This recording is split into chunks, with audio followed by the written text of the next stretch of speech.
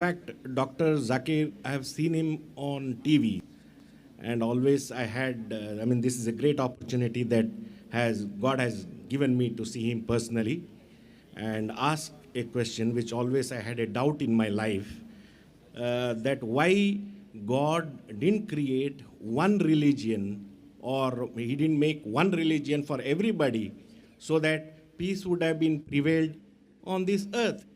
He knew it, or he never knew about it, that these are the problems which are going to be faced. Brother asked a very good question, very important question. Why did not God create only one religion? Why did He create all the different religions so there will be no confusion, no fighting? And I agree with him, it's a very good question.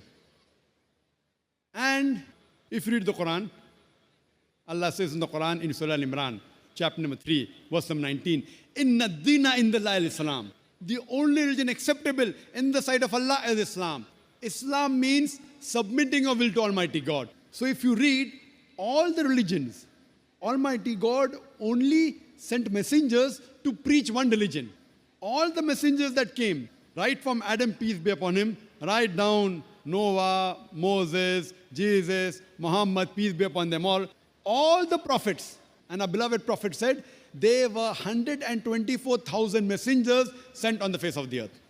And it's mentioned in the Quran in Surah Fatir, chapter 35, verse 24, وَإِم مِّنْ أُمَّةٍ إِلَّا خَلَا فِيهَا نَذِيرٌ. There is not a nation or a tribe to whom we have not sent a warner or a guide. Allah says in Surah Ra'd, chapter number 13, verse number 7, وَلِكُلِّ قَوْمٍ هَادٍ.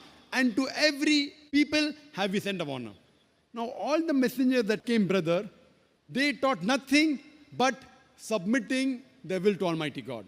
And the basic message that all these messengers taught oneness of God. He did not beget.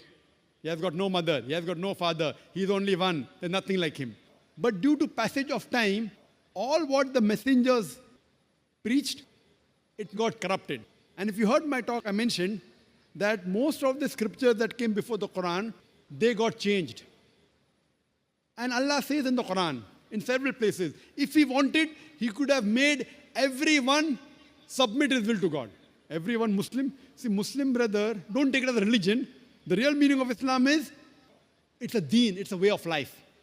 Submitting your will to God.